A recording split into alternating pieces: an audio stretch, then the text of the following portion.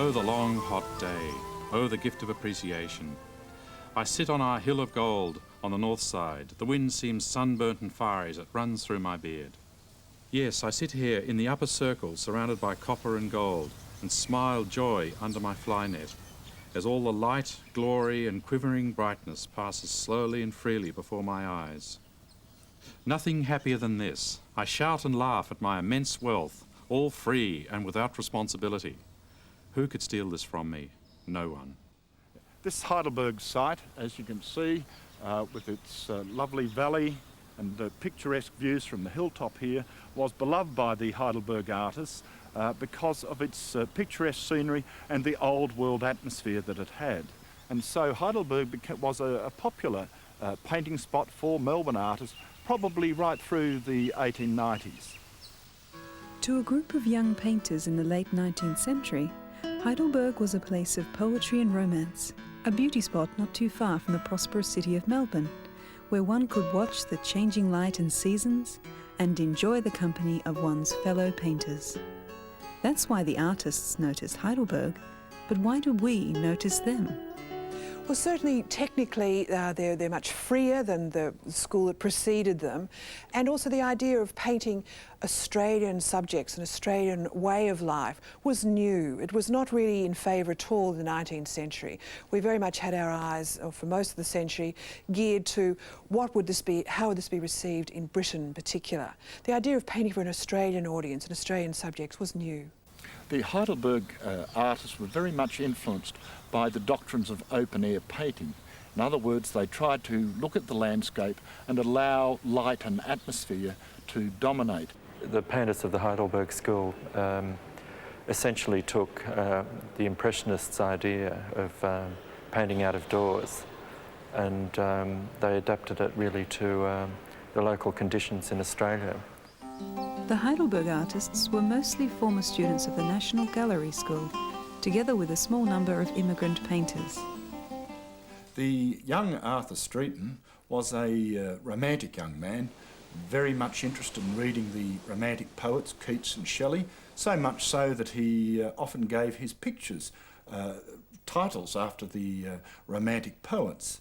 Poetry was something that I think inspired the way he looked at the landscape.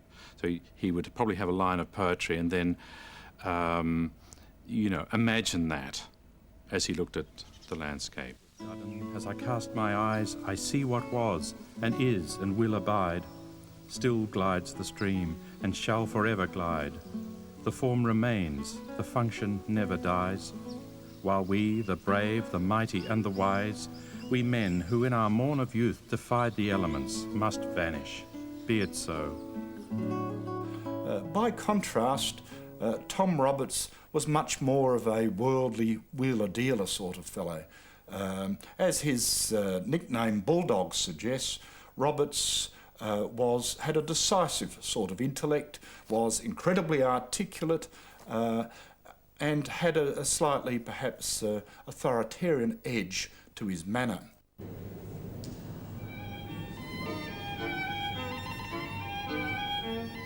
Well, the artist camp, which was painted by Tom Roberts in the summer of 1885-86, is probably one of the first images to show that the artists who became known as the Heidelberg School, working out in the bush, or after they've been working on their art in the bush. The man having a cup of tea is Frederick McCubbin, and the man grilling the chops is Louis Abrahams. And they were the first group around Melbourne who are known to have set up camp specifically in the bush to paint the Australian landscape. Heidelberg was not the first artists' camp. This honour falls to Box Hill. Here the vistas were restricted and the light more subdued and melancholic. It was the kind of setting that McCubbin was to prefer all his life. McCubbin was affectionately known as Dear Old Prof. And that was a rather ironic title, given that McCubbin's own spelling was rather idiosyncratic. But nevertheless, Frederick McCubbin was fond of reading and literature, and unlike the other Heidelberg artists, he married relatively young, and he was very much a family man, and I think that can be seen in his pictures, not only in his sympathy for women, but also in the way in which he portrays lost children, for example. When McCubbin's Lost was first exhibited, critics commented on the lost child, but saw her as playing a relatively minor role. In other words, she added a certain sentimental note to what was a lyrical scene of the bush. However, as time's passed, the lost child has become another icon of Australian art. As a group of self-styled impressionists, the Heidelberg artists burst onto the scene with an exhibition of impressions. They depicted the moods of nature and effects of light, transient and intimate moments, and elegant responses to beautiful things.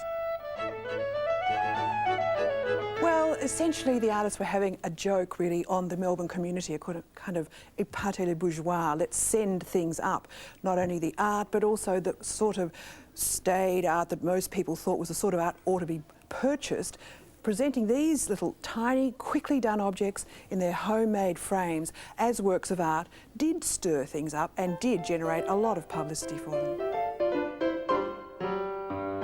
Well, the way these pictures were presented to the public was quite something. They hired a special salon, Buxton's Rooms. They draped the walls with floaty sorts of materials. There were plants in the corners. There was seagrass matting on the floor. And they hired a pianist to play while people would come and look at the works. So amongst all this draped muslin, you had these tiny little pictures in their rather unusual frames. The whole thing was a setting, a kind of a total effect. As if to balance these fleeting impressions, the artists were producing ambitious pictures with national pioneering themes.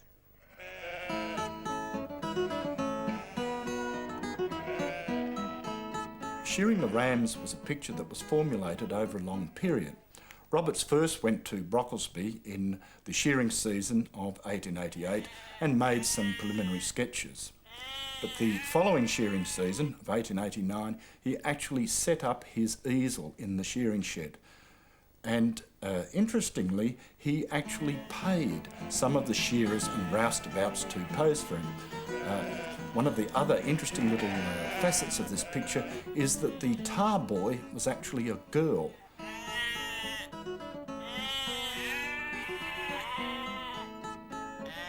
Roberts also paid the children of the station owner to kick up the dust in the shed so that it got a more romantic atmosphere. So, on the one hand, we can claim that Shearing the Rams was painted before the actual scene, but it was done so in a fairly contrived and artificial way.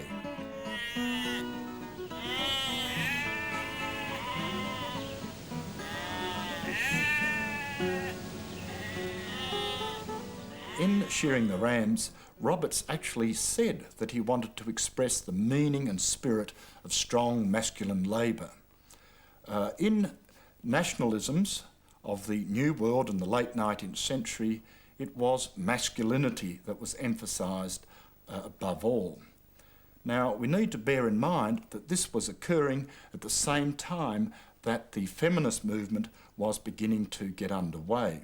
So it's possible that painters like Tom Roberts felt rather anxious about their own masculinity. Certainly in paintings like Shearing the Rams, they went out of their way to emphasise strong masculine virtues at the expense of more feminine ones.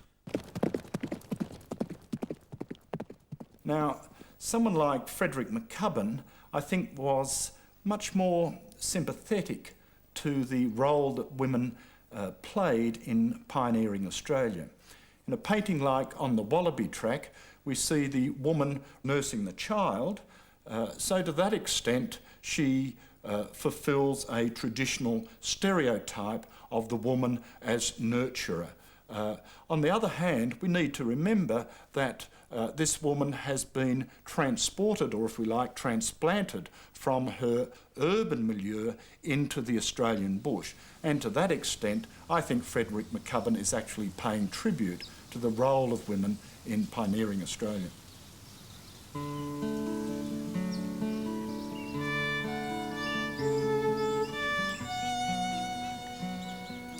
Well, the principles behind this picture are really quite contradictory.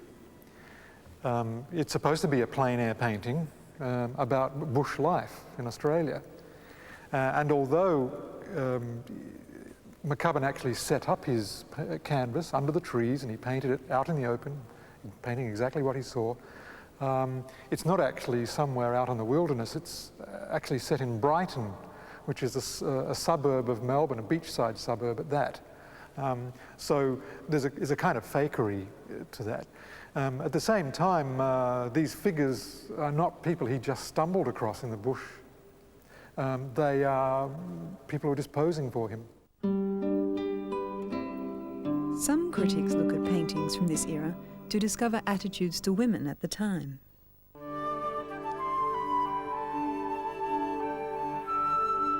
In the Summer Morning's Tiff, the woman is the centre of the picture, but I think she's a visitor to the bush. In fact, we know that she was McCubbin's sister, so she was just there as a visitor, and you can see she's in a long white frock. She doesn't look as though she's been camping out there. But she's the centre of the story. It's quite a romantic picture, I suppose. You can see she's walking away from the young man who's further up the hill. He is a countryman, obviously, because he's got his horse, and his dog, who can't decide which person to go with. Obviously, they've had a bit of a spat.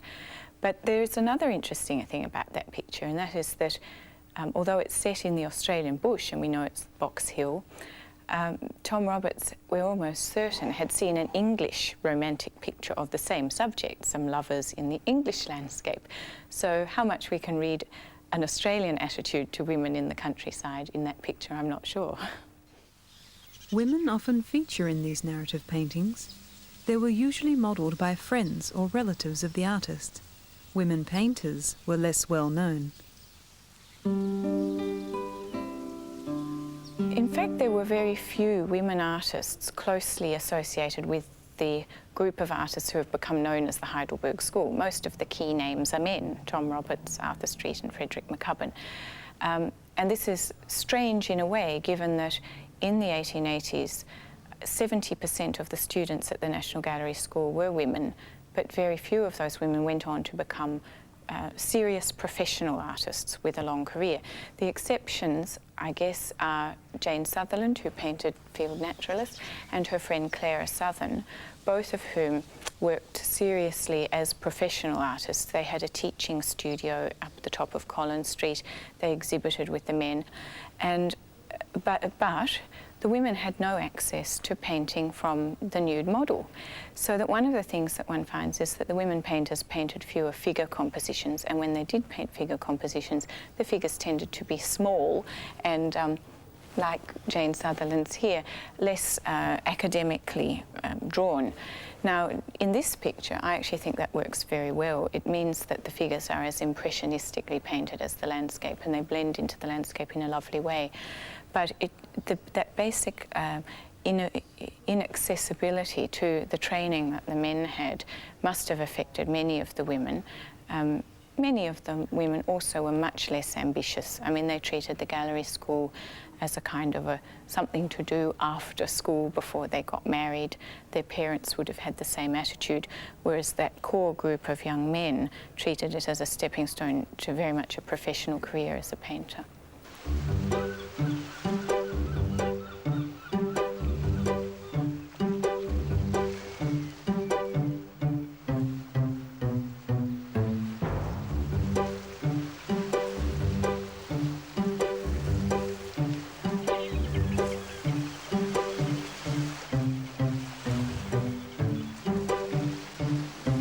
Probably most people who swam in this period, the 1880s, did it with no clothes on, because I understand that it was actually not really legal, according to Victorian law, to go swimming between sunrise and sunset anyway, clothed or not. So I don't suppose bathers were hot sellers in the 1880s. Honda joined Streeton and Roberts down at Mentone, painting the beach possibly because that is the area you get the greatest intensity of light. If you look at the picture, you can see a very strong light-filled area in the area of the sand and also of the sea. And of course, this is another area where you can observe people wandering about, enjoying themselves. a wonderful picture, really. It shows you the bridge going out into the sea at Mentone. At the end of the bridge, you can just see a little sign saying Mentone, the baths. But that's not the real subject. The subject is really the elegantly dressed gentleman who stands in the centre of the painting, gazing into oblivion, the kind of dandy or the flaneur figure who's just there to observe the life around him. And in the foreground of the picture, we have a very elegantly dressed lady sitting down reading, and her parasol, as you can see, is just blown away across the sand. Conde himself set sail for Europe 18 months later. His departure and the collapse of the art market in 1890 set the scene for Roberts and Streeton to move to Sydney, where they shared a city studio and lived under canvas at Sirius Cove. Here, Streeton discovered one of his most memorable themes, the blue expanse of Sydney Harbour.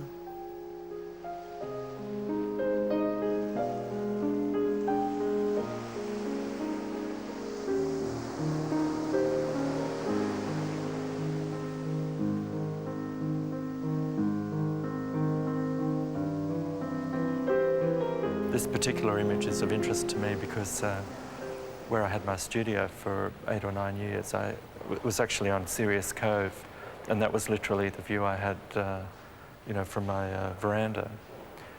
So I did a version of this painting, except my painting is huge, and it's on a number of canvas board panels, probably about 80 panels, and each panel is the size of this Roberts.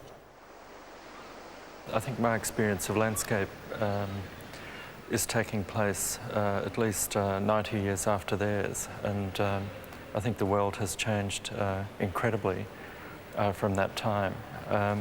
For a number of reasons, it's hard to have an experience of landscape now because the landscape has been you know, mediated by other people's views, you know, including the Heidelberg School, but now Aboriginal art too has kind of redefined, you know, what the landscape is, and I think it's very hard for a contemporary artist to seriously think of, you know, addressing the landscape as a subject. The subject of my art is pretty much other art, so I can quote images which are of landscape, but my own work is not necessarily about landscape when I do that. Streeton and Roberts varied their city and coastal work with trips inland. Here they embarked on bigger and more ambitious paintings to impress the Sydney art world.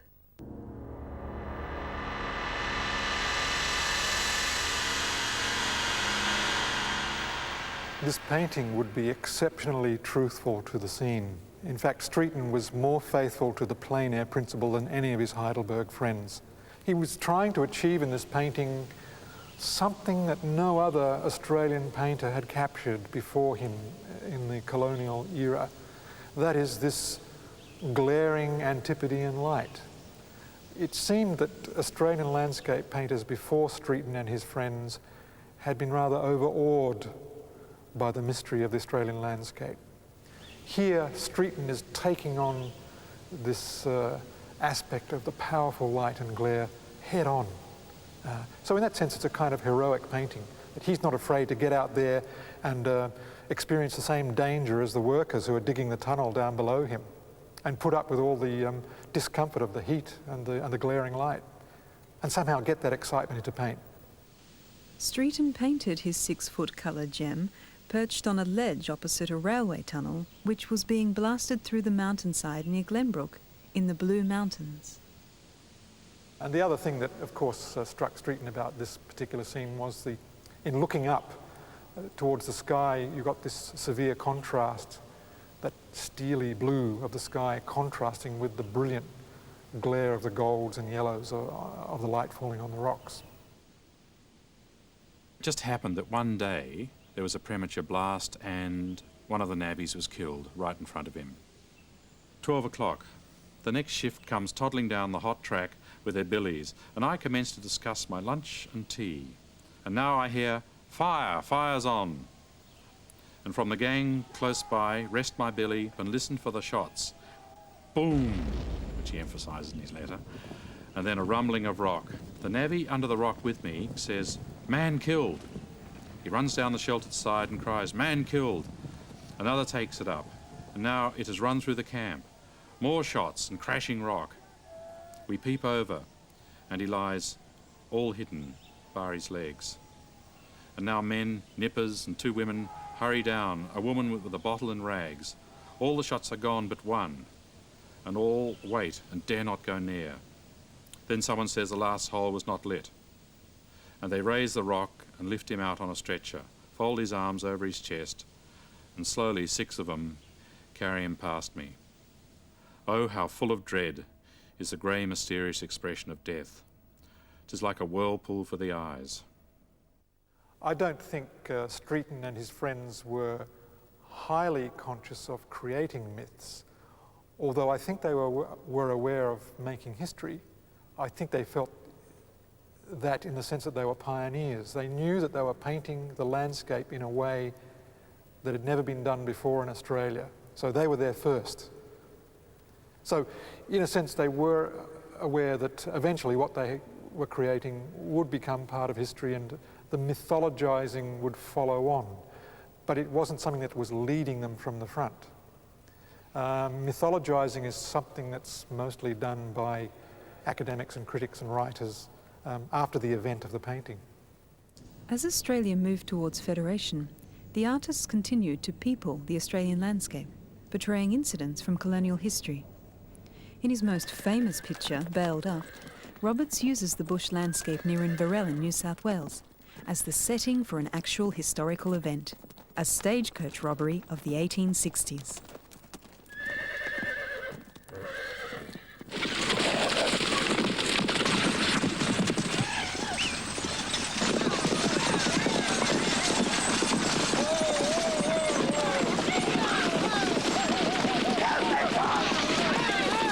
This painting is an interesting combination of theatricality and naturalism. The naturalism is to do with the landscape in the background, which gives us the impression of being exactly the way Roberts saw it the moment he began to paint the picture. The theatricality is to do with the figures in the foreground. They are in fact posed. Roberts got some friends and workers in the area to dress up in period costumes to recreate a stagecoach robbery that actually took place 30 years earlier. This particular subject fits into the scheme of the movement towards federation because it touches upon the pioneering spirit, the heroic side of Australian life, the feeling that we had not yet, by the end of the 19th century, conquered the continent. Australians were still living very much on the fringes of Australia, in the fertile areas of the east coast in the south and in the far west, but had not really come to terms with identifying what lay within in the interior of Australia. And the interior was symbolised by the bush, people living in the bush, the loneliness and the isolation, places where people could become victims to heat, drought, or bushrangers. So there's this pioneering mood in this picture, a sense of kind of heroic life.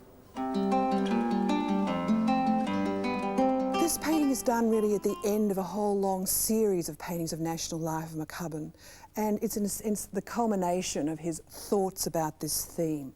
The scale is very large. Much of it was painted in the open air. McCubbin actually dug a trench to paint it in his home up at Macedon, and he put all his aspirations and love of the country in this picture, and we feel it, I think. Well, in essence, McCubbin is telling the story in general terms of the small selector in Australia in the latter half of the 19th century.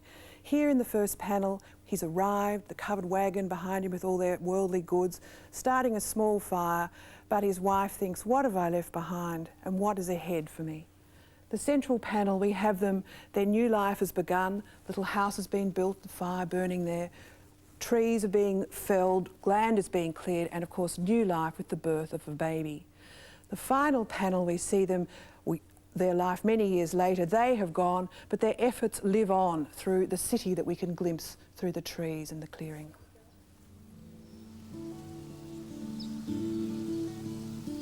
So the Heidelberg artists captured the uniqueness of their country and expressed their faith in its future.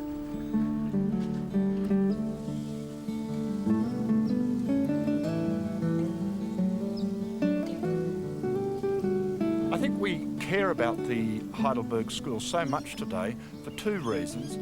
First of all, because so many of the paintings that they painted are so romantic, so intimate and so pleasing. In a way, they're our equivalent of French Impressionist paintings. Secondly, I think the Heidelberg School is important today because people tend to identify our national aspirations with them.